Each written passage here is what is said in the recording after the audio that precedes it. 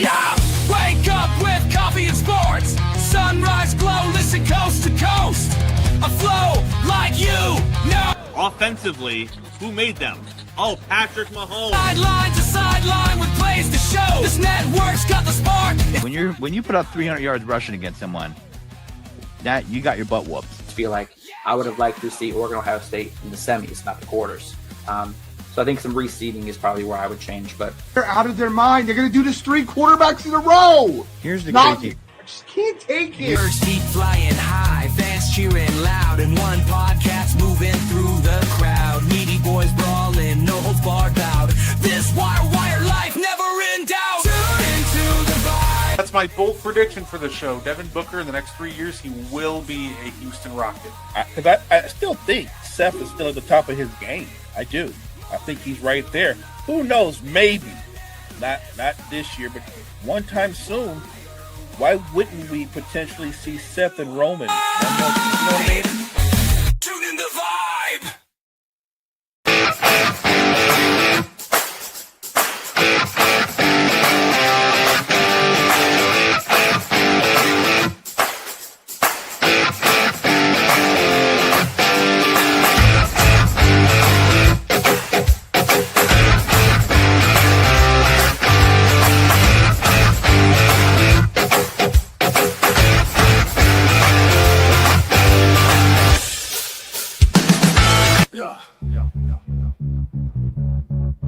Gardner on the mic tonight. News coming in left and right. Oh, better with the latest fight. Gene's got that insight tight. Champions rise and they fall. Wire to wire, got it all. Every move and every brawl. Tune in for the curtain call. Wrestling talk all night long.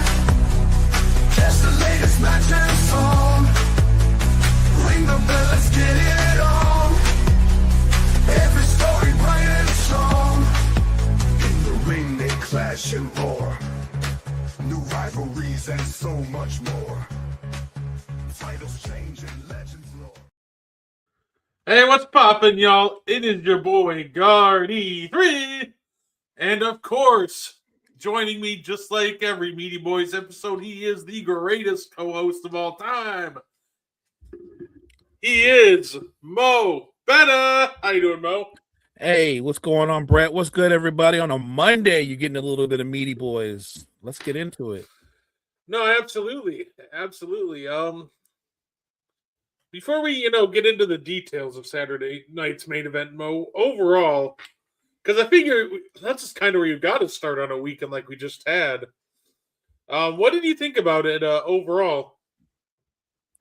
As Saturday night main events go, honestly, in my opinion, I thought it was one of the better ones. A lot of times, Saturday night main event has a lot of hype, and the event itself rarely lives up to the hype. I actually thought this was one of the better ones. It was entertaining. So, look, from a fan standpoint, I thought you got a lot more bang for your buck from this particular Saturday night main event. I enjoyed it. No, absolutely. I think Saturday night main events, they should absolutely start building these around the younger talent because it just feels like it's the most exciting one. They gave you all these fun, dream matches with the NXT superstars, and I almost feel like going forward, that's how you should be building these. I think I like that. No, I'd say the only real disappointment that I had from Saturday night's main event was, ironically, in the first match. It was obviously Cody Rhodes and Oba Femi that ended in disqualification. Not going to lie, Mo, I don't know if you agree or not, but look, I feel like that it wouldn't have hurt to give Oba the win there. It just feels like we went with the cheap way out with the DQ. Yeah, look, and the thing is, if Oba beats Cody, the title wasn't on the line. And you know what I mean? Nothing changes in terms of Cody being the number one guy in the company. Only thing it would do, and I think this is a positive, it would elevate Oba Femi because eventually he will be on the main roster, and you're introducing him to a bigger, broader audience. I I don't think it's a bad thing to let him get that win. That doesn't mean that when he's on the main roster that he's going to beat Cody for the title, but it does set him up. It gets him off to a strong start when he goes to the main roster. So I thought the DQ was kind of the coward's way out. Look, I enjoyed Saturday night's main event, but if I nitpick, I didn't like the outcome of that match. And I'll be honest, I'm not one of those guys that has to have the perfect ending, but I didn't like the ending to the very last match. I didn't. I thought I get it. Cena is the ultimate company man, but he'd already given. He had beaten Dom, but he had turned around and let Dom take the belt off of him. That's just Cena. And I just thought that his last match, come on, Hunter, you could have let him walk. It's not like a belt was on the line. He should have won that match. That's why the crowd's reaction was so strong, because they felt the way I felt. Like, come on, bro. Like, the biggest heel of the night, I know people were cursing at Gunther, but the person that they were most angry at was Triple H. He say the crowd let him hear it.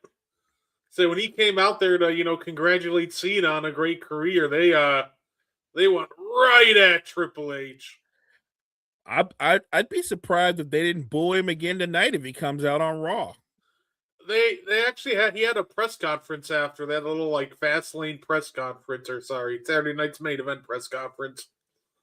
And yeah, they booed the crap out of him again. They started AEW chants like, oh no. Yeah, they made sure that enough people were flipping him off that Triple H commented on it. But he's like, there's a lot of bloodline fans out there, I see it. Look, like I said, Hunter's done a lot of things right. It wouldn't have been, I don't think it'd have been too far-fetched for Cena to beat Gunther. He didn't have to make Gunther tap. He could have just pinned him, because to me, in letting Gunther beat Cena, by the way, and letting Gunther beat Goldberg, which made more sense, but he's beaten two guys that are considered some of the top stars ever. I think Cena's the guy. Unless you're going to tell me you're elevating Gunther back up into that top 3 or 4 contender status, like if you're going to elevate him back up there with Seth, with CM Punk, with Reigns, and people of that nature, then what's the point of letting him beat Cena? Say it. It feels like now we're at something that we talked about last week, or it's something that got mentioned last week, and I'm just going to reiterate it real quick. Most important thing that they can do now, it's the follow-up. Now you put yourself in a position where you got this new super heel in Gunther. Well, I guess not new, but yeah. The real question is now who beats Gunther? What's the follow-up? Because they could have a real chance to make a new star here, and I think they should take it. I hope they do. Sometimes history repeats itself. Gunther's taken out Goldberg. He just took out the GOAT. He can come out and call himself a legend killer, right? Anybody that takes out John Cena and Goldberg, that's on your resume. You can call yourself a legend killer. Hey, and ironically, they teased the feud tonight with him and AJ Styles. Who else is retiring next year? AJ Styles. And you know what's going to happen. If he and AJ Styles get into it at the next pay-per-view, it'll be a great match, but Gunther's going to win. And maybe that's part of the plan. It's going to build this momentum to where Gunther becomes a little bit bigger, a little bit more prominent, because he's taken out these great stars at the end of their careers. I kind of like it.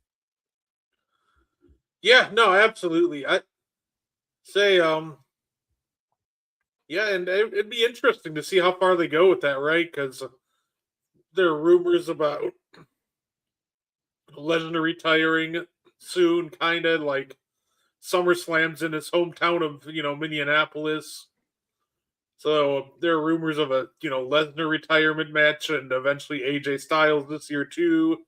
Chris Jericho might come back for a retirement run. So I don't want to. I love Chris Jericho, but I don't know if I need to see a retirement run. Yeah, I'm not sure. I'm just curious on how many of those guys they feed to Gunther for more retirements. Yeah, look, I think that's possible, but the one that I'd have questions about is I don't know how you would swing that with Lesnar because Lesnar's a heel. And I don't know if it's sellable that Gunther could out and out just bully Lesnar around the ring because that doesn't seem it goes against everything Lesnar is. Like you would say the opposite that Lesnar would pretty much beat the hell out of Gunther. So I guess they could make that match happen, but you better do it in a way where fans are like, yeah, I can see where that could happen because that's a tough sell. Yeah, no, that's fair. I feel like I feel like that match has got to be on their radar. I know they were talking about it as a possible WrestleMania 40 match before Lesnar was taken off, all plans after the Rumble, but actually that was right before the Rumble. But yeah, no, he I know that's one match that they were treading for beforehand. So yeah, I hope they do. Oh, I'm here for it. Don't get me wrong. It's uncreative how they figure out how they want to do it, but as a fan, I absolutely want to see that. No, fair. Hey, you know what? Ladies showed out on Saturday night's main event too. Bailey versus Sol Ruka. So gotta respect them for that. Look, man, there are certain wrestlers that are just your favorite wrestlers. You're just drawn to them. I'm drawn to Ilya Dragunov. I think there's something about Dragunov that just draws me in as a fan. Sal Ruka does the same thing for me. Maybe because she can wrestle multiple styles, and I love that about her. She's got natural charisma, but you pointed out something that I wholeheartedly agree. And as terrific as she is, she's got to come up with another finisher because her own finisher is going to shorten her career. Yeah, it's one of those things where obviously you watch like Randy Orton will miss a lot of time with the RKO with his back.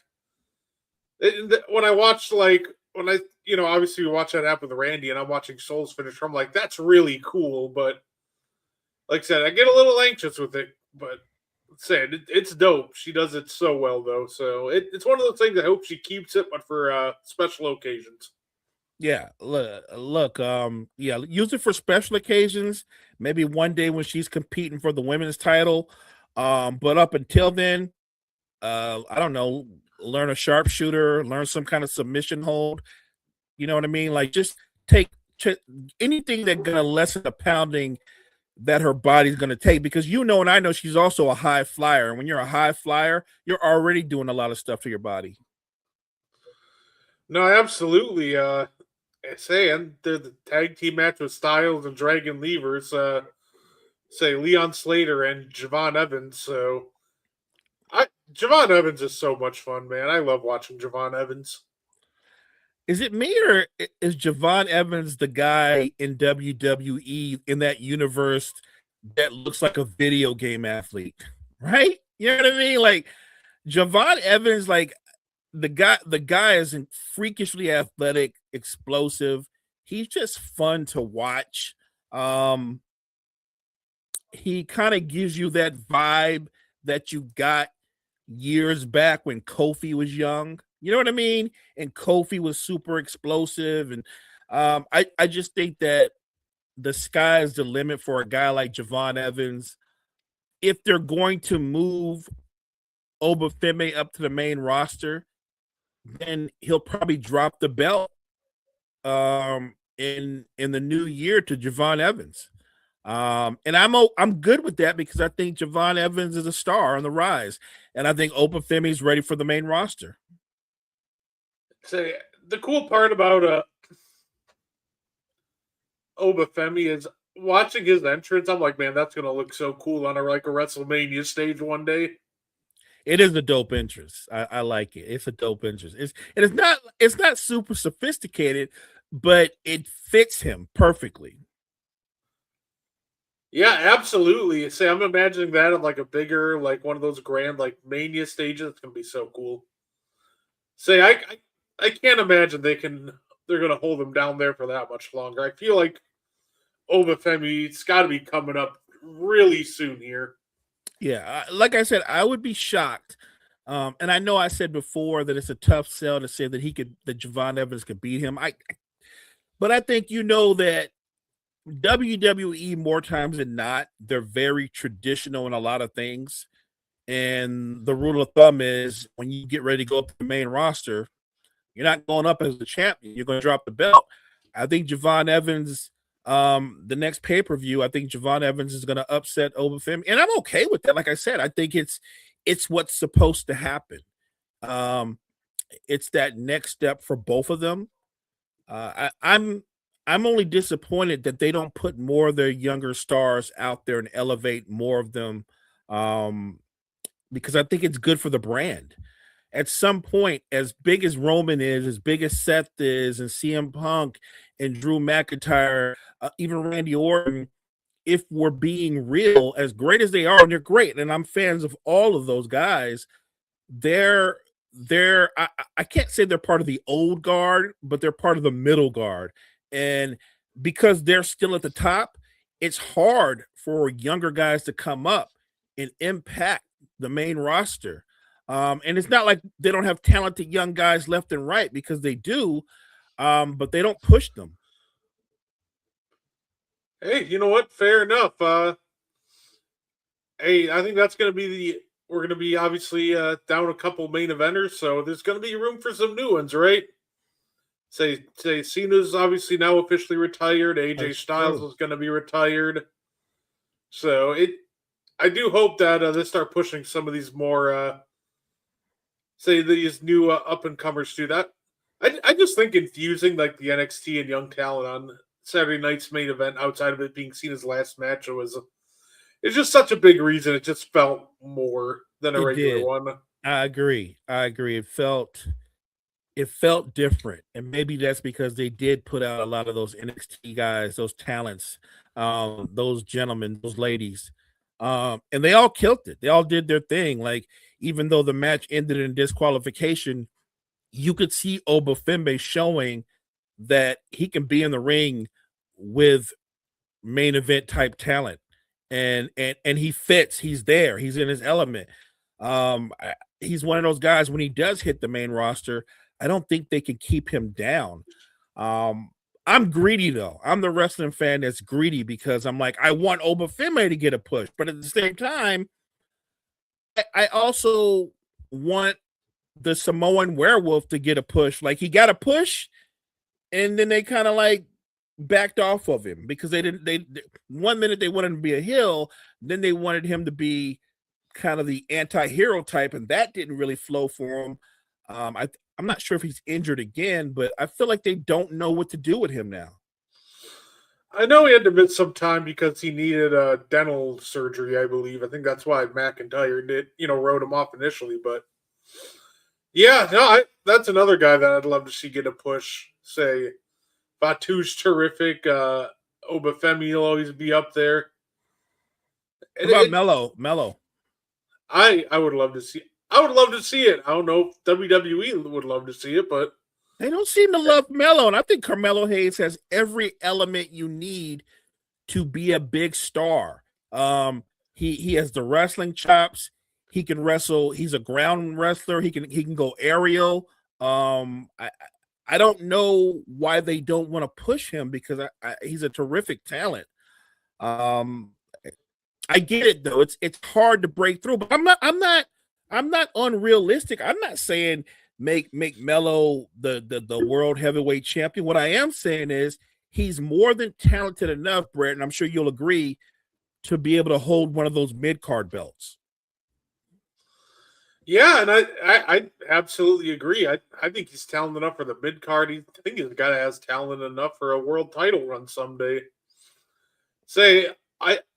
I think he has so much talent, and that's why it was so weird to me for the longest time how they're not, they're kind of not jumping on him, because he does seem to be very popular with the crowd. Anytime I see him on TV and listen to the crowd, they love him.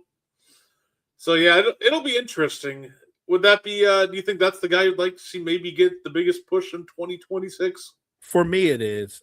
You know what I mean? He's been there longer, but, I think he's earned the right to be pushed. He's he's a naturally gifted performer, and I get it.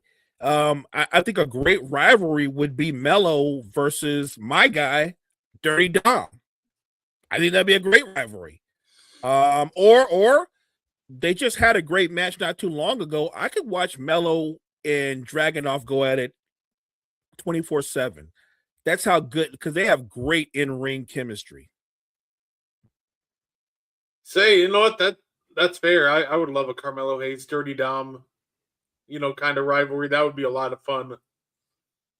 Yeah, I'm curious to see what they do with them because, yeah, I'm sure you're probably going to move Gunther up into one of the main event slots if you didn't consider him one already. He's definitely been protected like one. He's only lost like 2 matches all year. So, but yeah, it'll be interesting to see who else they elevate for these open spots.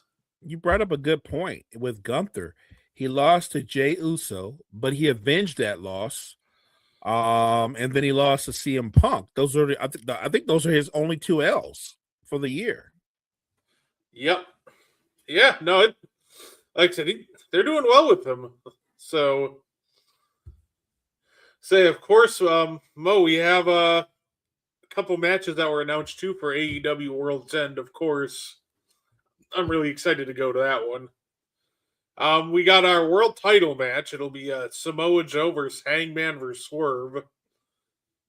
And a women's world title match. So we got Statlander versus Jamie Hayter. Say it's going to be at least a 5-match card. We'll see how many more get announced. But say I don't know about you, Mo, but I'm so hyped to watch World's End. That triple threat. Sign me up. Yeah, look, the triple threat alone makes it a must watch, and I definitely want to see Statlander versus Hayter. So I think that's another great match. But yeah, look, I'm one of those guys. I've been a Samoan Joe fan from way back, and to still see him doing what he's doing at a high level this late into his career, Samoan Joe's just tough as nails. But now you bring Hangman back, and then throw Swerve in. That's going to be a banger. That alone is going to be a banger. So I love the idea of those 3 guys going for the belt. Can't wait. Absolutely. Obviously that's the one. I got my tickets for it. I'll definitely have to let y'all know how that goes. I got the special VIP pack. So remember, make sure you got to let me know if you get to meet and take a pic with Tony Khan. You got to post that. I absolutely will. All my favorite selfies have come pictures have come with wrestlers from various events. Got a picture with Bryan Danielson from an AEW event. That's awesome. Got a picture. Well, it wasn't that. It was at a WrestleMania where I got a picture with Pat McAfee. So definitely looking forward to see who comes out for the photo shoot that I get to snap a picture with. But it's going to be a lot of fun. I'll definitely take a lot of pictures and videos and keep you guys updated. That'll be awesome. So I guess real quick, obviously we got the Royal Rumble is the next pay-per-view, Mo. Who are some guys you'd like to see? Maybe they don't have to win the Rumble, but we mentioned Mello. Who are maybe some other guys that you'd like to see kind of maybe get a good push in the Rumble match? Because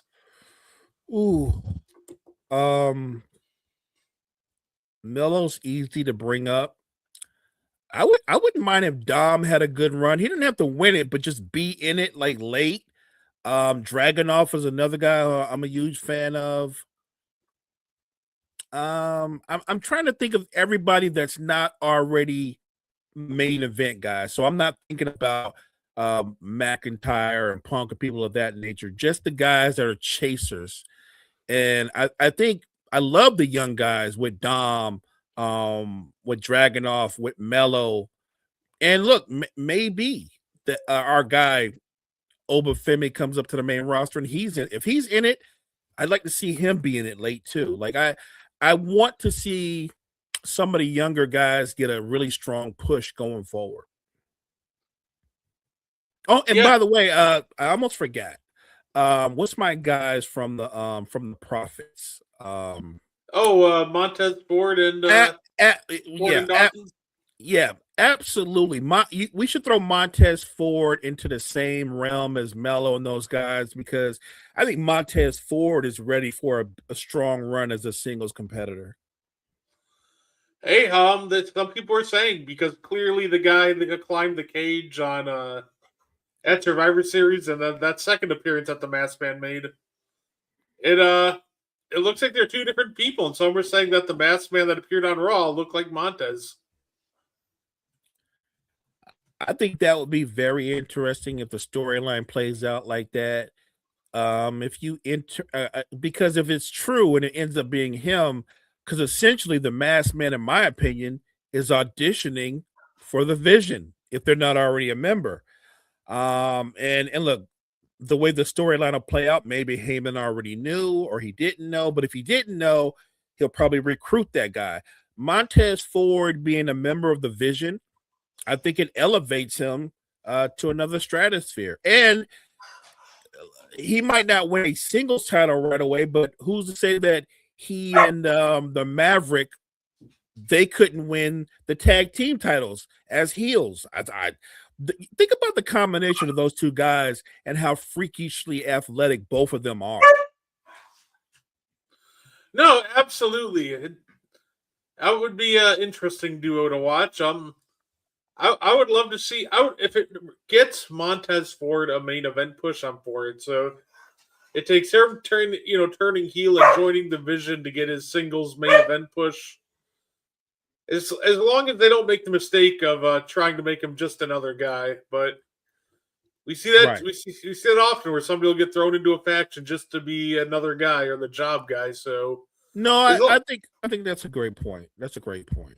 That would be my concern too, because I'll give you an example. Look at Bronson Reed. Like Bronson Reed is a big part of the Vision. But I don't think Bronson Reed necessarily needs to have a belt to be a big part of the Vision, at least not right at this moment, at this stage of the Vision. But a guy like Montez Ford, if you throw him into the Vision and you've already got the Maverick there and you've already got Braun Breaker there, Breaker's going to go for singles titles. There's no point in having add Montez Ford there if you're not going to let him go for gold. Look, you can be a member of the Vision and go for the tag team gold, or you can be a member of the Vision and beat somebody up and take a mid-card belt. You would still be a member of the Vision, and the faction would elevate you, but you have to have Montez Ford, like you said. I want to see Montez Ford in a main event match. I don't care if it's down the road and he's challenging the Usos, or the Usos are challenging him for the tag team belts, or he's challenging, or he beats Dom, or he beats Dragunov. I just want to see Montez Ford get some main event shine. Yeah, no, absolutely. That would be awesome. It's something that I know I've been clamoring for that for a little bit now, and I think people would love to see it. So maybe in 2026 we can get ourselves a nice solo, Montez Ford push. That'd be awesome. And look, his partner from the I think he can have a nice run in the mid card, right? Like I don't think he's a one trick pony either. Like he's actually a pretty talented big man and pretty agile. So I think there's a role for him too going forward. Hey, you know what? And that's fair enough. I agree that there's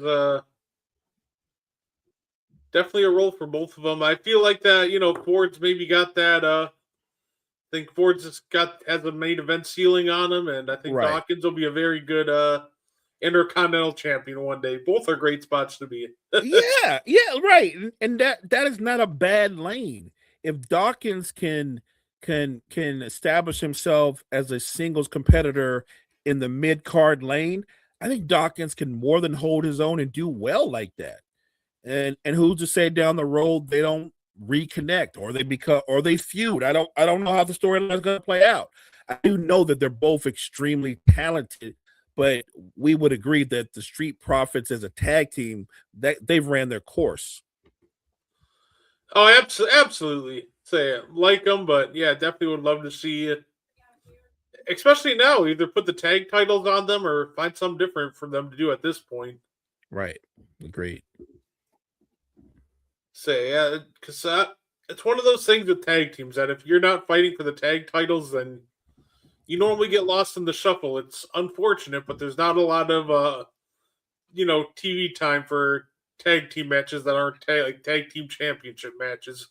There's really not, because what happens is you get put into almost a wrestling purgatory. If you're not the title holders or the number one contenders, then you're just in wrestling purgatory. I know back in the day, different federations would come up with.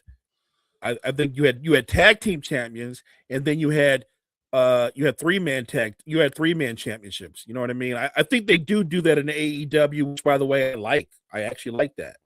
But yeah, I think that being a tag team wrestler is tough if you're not holding the gold or you're not the number one contender for the gold. Oh yeah, AEW too. It's funny they'll put money stipulations on their tag team matches, and they're like, "Hey, tag team match for $500,000." I'm like, "All right, that works." Yeah, I love that. I love that about AEW.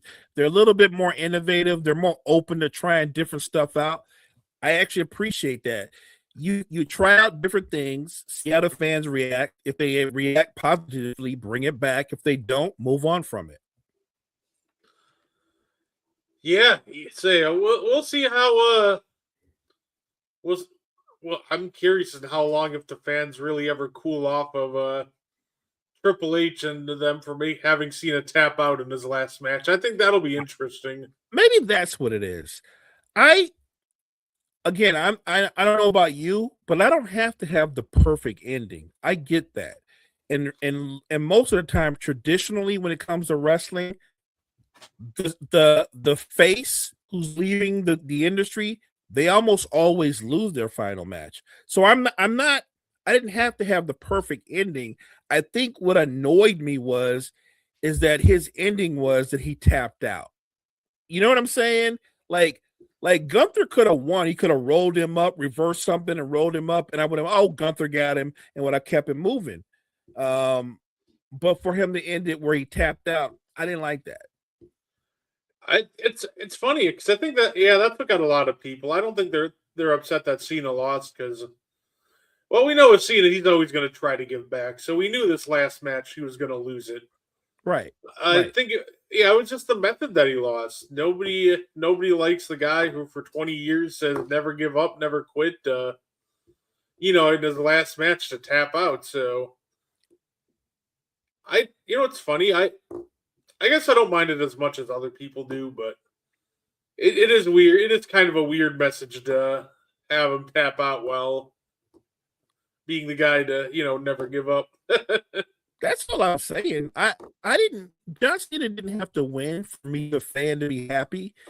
I know it probably was John Cena's idea that, look, we're going to put Gunther over, or however we're doing, he's going to end up winning the match. I think John Cena was fine with that. Knowing John Cena, he's going against my mind of thinking it probably was his idea that Gunther make him tap out. He's that kind of guy. He's that kind of giver. But to your point, a big part of his whole MO, his whole aura was he's the guy that never gives up. And I think that I could take him losing. I didn't like the way he lost. But again, it was a great match. I'm not telling you it wasn't an entertaining, great match with so many false finishes I lost count. I didn't like him tapping out. Gunther could have won, and I'm going to be good one way or another. I'm good. I just didn't like the ending. But look, we move on. Cena had a great career. He didn't mind it. He took his bow, took his shoes off, his wristbands off. You know what I mean? And I thought that was pretty cool too. And he walks out the ring and he looks at him one more time, takes another bow. He says, "Thank you." He gives the salute. And he walks away again. And that's just John Cena, a class act. That's just John Cena, the GOAT. And even though he lost, the way he did that at the end, the way he walked out, the way he saluted the fans, I came away feeling good.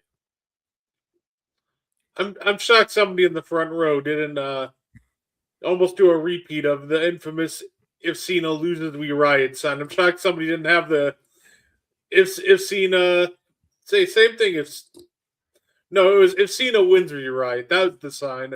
I'm shocked somebody didn't make "If Cena loses, we riot" sign. A little play off of the ECW sign. I saw a cool sign. I don't know if you saw the sign. Maybe you saw it. It was one of those signs and it said, "I'm not crying. I've just been cutting onions." Yeah.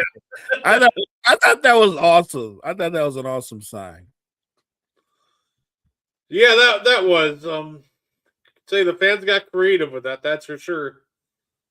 Hey, the guy who funny enough, I saw that. I don't think it was this last one. I think it was the right before Survivor Series, but no, the guy who owned the "If Cena wins, we riot" sign, he actually got Cena to sign it at one of the meet and greets. Oh, he did he? That's awesome. Yeah.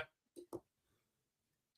So, and isn't that ironic how full circle that has come now from "If Cena wins, we riot" to people following Gunther out to his car just to boo him because he beat Cena. Cena winning, or let's say losing, almost causes a riot.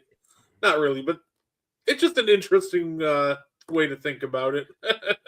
You started this episode of Meaty Boys off by saying when Gunther beats Cena, not only beats him, but makes him tap out, you did create a super heel. Gunther is now a super heel. And whatever face he comes across, if you take out John Cena like that, it's on the table for Gunther to make you tap out as well. He is a super right now. He's a super heel. And I'm with you, partner. I'm very interested what Triple H and creative do with Gunther going forward. No, absolutely. Say absolutely. But say, Mo, that's all I had for us tonight. A little bit of a shorter episode, but say that's all I had for us tonight. Anything you want to add before we get up and out of here, sir? Appreciate you guys joining Brett and myself on an amazing Monday. Hey, thank you guys so much for joining us. Make sure you check out all the great content that we have at Wire to Wire Network. Wire to Wire Network, we appreciate you. Absolutely. Say, and you can check Mo out tomorrow on the morning show. Otherwise, Mo and I will be back on here later this week. Say, that being said, thank you guys for tuning in, and we will see you next time.